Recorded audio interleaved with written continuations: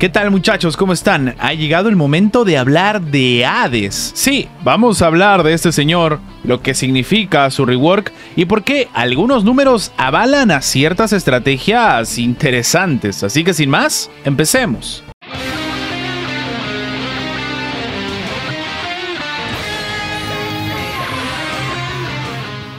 Ok, aquí tenemos el poderoso rework de Hades. Igual que en los otros casos, este señor entra pues en el tema de la reencarnación. Estamos bastante Fs con él, solamente tenemos dos. Los duplicados sencillamente nos salen, pero en este caso es muy importante hablar de lo que le han hecho a este muchacho. Este muchacho, al igual que Poseidón, va a ganar un doble turno, pero lo va a ganar sola y exclusivamente cuando tengamos el eclipse en nivel 5, ¿ok?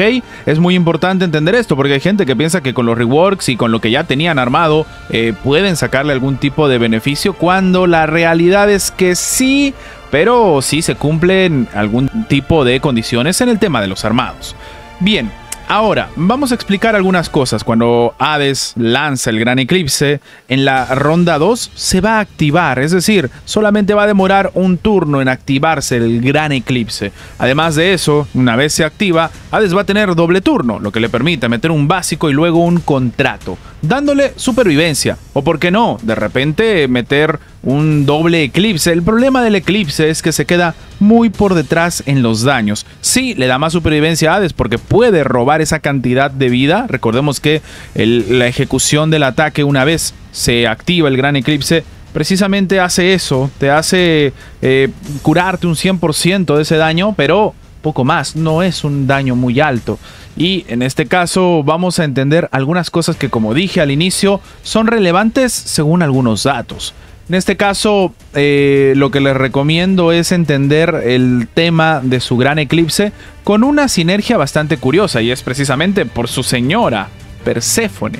Perséfone, cada vez que acaba una ronda, empieza a robar vida máxima, haciendo que con el tiempo las vidas de los oponentes sean extremadamente bajas. Eso es algo muy importante que debe entenderse. ¿Y por qué estamos hablando de eso? Porque precisamente Hades fue el primero en hacer ese tipo de estrategia con el eclipse. Si nos vamos a lo que dicen sus propias habilidades, tenemos pues que el gran eclipse va a empezar a reducir los puntos de salud máximos de los oponentes, en este caso de todos los enemigos, en un 15% al instante una vez lanzado. Y en este caso establece pues un mini contrato, el famoso contrato que no absorbe el 100%, sino el 30%. Ahora, después de que se vuelve a activar el eclipse, cuando se hace la animación y todo esto, el hombre va a reducir nuevamente los puntos de salud en otro 15%, dándonos un jugoso 30% de reducción de vida en la ronda 2.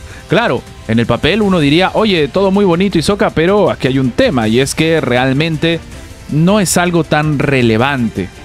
Y es que claro, en este caso, Hades es una unidad que no se sirve de robar vida. O sea, si nos ponemos a pensar, a diferencia de Perséfone, él con la vida no hace mucho y él no la roba para él, sino que hace que los oponentes queden de papel. Pero, ¿qué tanto hacen que quede de papel? Acabamos de decir que es un poderoso 30% de los puntos de salud máximos. Si tomamos como referencia a Perséfone, que al final en la ronda muy avanzada termina ganando las partidas, si nos vamos a las habilidades, si nos vamos al tema de segador de vida, nos dice que Perséfone, cuando está presente al final de la ronda, va a quitar el 10% de los puntos de salud máximos. ¿Esto qué significa? Que Hades en una ronda hace lo que Perséfone se demora en 3. Primero, en este caso, en la primera ronda, cuando activamos el eclipse, y en la segunda, cuando se termina ejecutando pues la animación. Estamos hablando de 30% de tirón muy rápido, más que la propia Perséfone. Claro, aquí hay dos situaciones entonces importantes. Hades entraría muy bien con alineaciones que ganan, por ejemplo, con sangrado, o sea, Perséfone, Hades y Albafica es un trío bastante importante, bastante interesante a día de hoy.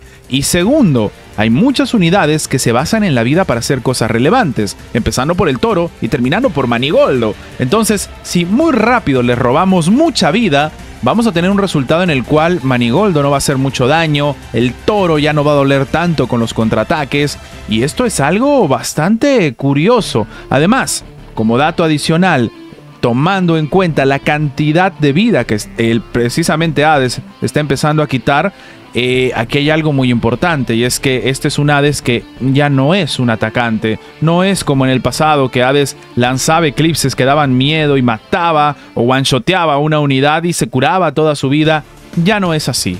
En este caso tenemos un Hades que sería una suerte de soporte que va a mermar demasiado en la vida y muy rápido del oponente, incluso obligándonos a jugar tal vez a un Hashun con Albafica para que el propio Alba empiece a avanzar rápido con el campo de rosas para poder tener lo antes posible el sangrado y acabar antes la partida. Claro, porque si vamos al ritmo normal de Alba, que se tiene que mover el oponente y él tiene que pegar, en la ronda 2, cuando ya hayan perdido 30% por Hades más otros 10% por Perséfone, un total de 40%, el sangrado todavía no va a ser muy eficaz. ¿Por qué? Porque no existe, todavía no se ha llegado al sangrado.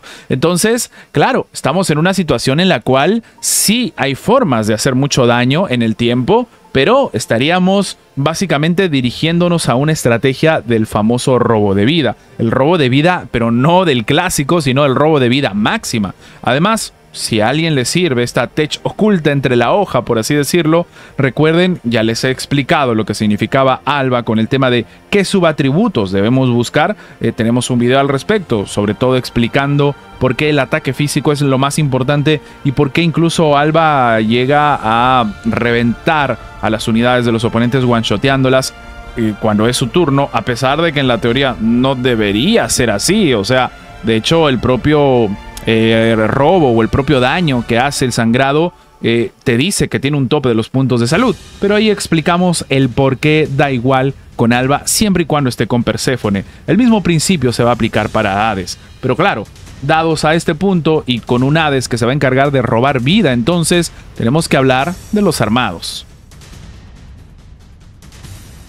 Bien, para el tema de los armados estoy jugando una estrategia clásica hasta cierto punto, que es el tema del diente, que me ha dado algunas partidas bastante importantes. Desde aquí un saludo para Jabu, que hizo un video precisamente de una de mis partidas que he estado jugando en directo, algunas también las está jugando fuera de directo, para probar algunas tech. Estoy tan loco que estoy considerando jugarlo en Hamir también, pero en este caso voy a explicar un poco de qué va este armado. Este es un armado que busca que Hades aguante. En el pasado, y cuando digo el pasado no hablo de cuando Hades era meta, sino cuando ya no era meta, pero algunos loquitos todavía lo usaban, muchos lo estaban jugando con Fucsia para que Hades aguante y se pueda ejecutar el tema precisamente del eclipse, quitar 30% de puntos de salud máximos y que sea fiesta pues para el señor Alba. Una estrategia válida, pero a día de hoy, tomando en cuenta que hemos tenido el rework, que también tenemos este tema pues de la reencarnación que le da algunos atributos muy importantes a Hades, pues nos podemos permitir jugar con Diente de Dragón. Si se dan cuenta, llevo algo de velocidad en Diente de Dragón porque es importante poner el eclipse y que algunas unidades de control tal vez no interfieran en esta estrategia, no obligarnos a esconder a Hades, como por ejemplo una Serafina muy rápida que puede poner el continente perdido, ¿ok? Esta es una estrategia obvia, tenemos que activar el eclipse lo antes posible. Lo podríamos hacer en la ronda 2, todo se ha dicho, tomando en cuenta que necesitamos pues un Alba un tanto más apresurado con el tema de los sangrados. Va a depender siempre de lo que tenemos al frente, pero aquí lo importante es poder activar el eclipse y poder tener esta suerte de segunda vida, si es que se puede, para después dejar el contrato. Si en la primera ronda nos meten un daño masivo pero seguimos vivos, en la segunda ronda cuando se active el eclipse podemos poner un contrato después del básico. Como les dije, recuerden que gana doble turno. Y sí, en este caso Hades está pensado precisamente para eso, como les dije, todo velocidades. Esto en realidad no es relevante, el ataque cósmico en Hades yo no lo recomiendo. Sí, nos podemos volver locos para intentar hacer daño y todo lo que ustedes quieran, pero este es un Hades que está pensado para otra estrategia, como les explicaba. En este caso sucede lo mismo con Frutos del Conflicto. No tengo con más puntos de salud, los estoy buscando, pero lo que, digamos, estaría buscando, o lo ideal, el armado óptimo en este Hades, que todavía está en testeos, como se dan cuenta, tampoco tiene el mejor armado del mundo, es la velocidad y los puntos de salud. Los puntos de salud, ¿por qué? Porque precisamente la segunda habilidad que ha sido modificada de Hades, además del eclipse y la ganancia del doble turno, es el tema de los renacidos, que anteriormente tenían un 30% de puntos originales y ahora tienen un 35%. Y la gente se suele olvidar de esto también, pero es muy relevante que Hades tenga una base relevante de puntos de salud para que pueda mantenerse más tiempo en el campo o pueda tener el tema precisamente del contrato. Un contrato del 30% al inicio tampoco es que te garantice toda la supervivencia. Entonces son situaciones muy necesarias, muy relevantes y que se deben tomar en cuenta. Ahora, si alguien me apura, si alguien me pregunta, en este caso podríamos intentar apelar tal vez a otro tipo de estrategia, teniendo un poco más de resistencias, precisamente porque les comentaba esto, ¿no? Aquí este es un Hades más de soporte, pero algo de perforaciones, quién sabe, tal vez podría venir bien tomando en cuenta la cantidad de vida que van a perder las unidades. Y me ha llegado a pasar. Llega un momento en que las unidades del oponente han perdido tanta vida que parece que el eclipse hace un montón de daño, porque está one-shoteando, cuando la realidad es que la base de vida de los oponentes sencillamente se ha ido al piso. Ok, entonces me parece algo bastante importante, bastante relevante. Si a alguien le sirve también, y esto tómenlo en cuenta, en el tema de los armados, no le busquen bajo ningún criterio robo de vida, porque él ya se cura un 100% del daño que hace con el eclipse. Entonces, tal vez es importante esto precisamente, por eso en algunos casos lo tengo, el tema de la resistencia de estado. Hades agradece mucho ese tipo de estrategias para poder mantenerse pues en el combate. Y si quieren mi opinión honesta de si va a tener impacto o no, personalmente en alguna estrategia definida ahora tiene mucho más impacto que antes. Estoy gratamente sorprendido con lo que he visto. Ya les dije, para mí la unidad que tiene un impacto directo es Athena, que le estamos guardando para el final. Para mí el segundo puesto es Poseidón, por la cantidad de cosas que puede hacer. Y Hades está en un punto de que sí y de que no, pero en equipos, digamos, bastante definidos, puede hacer cosas muy interesantes, como les dije. Que sea counter del Toro y de Manigoldo hasta cierto punto, tomando en cuenta que, bueno, claro, los dos se suelen jugar en el mismo equipo. Bien encajado este Hades puede ser un dolor de cabeza también. Recordemos que, y esto es bastante importante, existen ciertas sinergias que son bastante relevantes en la actualidad, que antes no existían con el tema del contrato. Por ejemplo, si nosotros ponemos un contrato y el oponente de repente decide sacarnos el alma con el Toro, pues F el contrato, porque nosotros le hacemos daño al alma y no a la unidad como tal, y no se comparte con la unidad que tenemos el contrato. Sencillamente se muere el alma y terminas muriendo también tú, en este caso Hades. Entonces son cosas relevantes, pero que no diría que terminan desarmando a la unidad. Por eso precisamente también se juega, al menos a mi parecer, con diente. De nuevo, al igual que con Poseidón, este no es el armado final.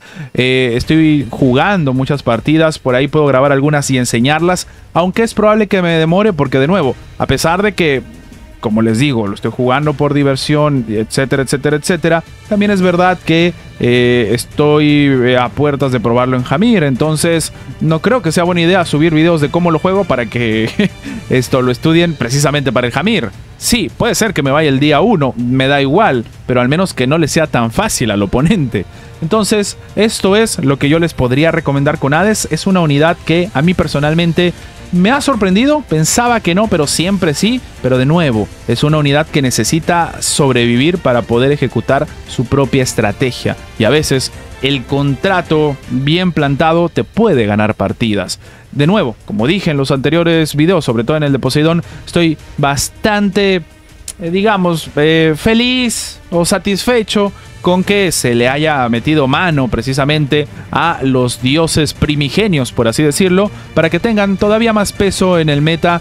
Algunos como Athena ya lo tenían, otros ni existían o no era ni concebible volver a jugar con ellos. Así que bueno, de nuevo, cualquier duda o comentario que tengan con respecto a Hades y sus modificaciones, que son más sencillas que las de Poseidón, la de Athena es todavía más sencilla que la de Hades, de nuevo, háganmelo saber abajo en los comentarios. Si alguien me pregunta si yo les recomiendo armar a Hades por encima de nuevas unidades, la respuesta es que no. Esto ya me pasó también con otras unidades. Yo les recomiendo que armen, por ejemplo, si hablamos de nuevas unidades, les recomiendo que armen al Cid. Les recomiendo que tengan un ojo puesto en la señora Eris, porque me parece una gran unidad. También no recomiendo dejar de lanzar por alguno de ellos para armar a Hades o armar a Poseidón. Evidentemente, también todo va a depender de la realidad de cada cuenta. Pero bueno, sin más que agregar, saluditos para Nietzsche y nos vemos en la próxima. Adiós.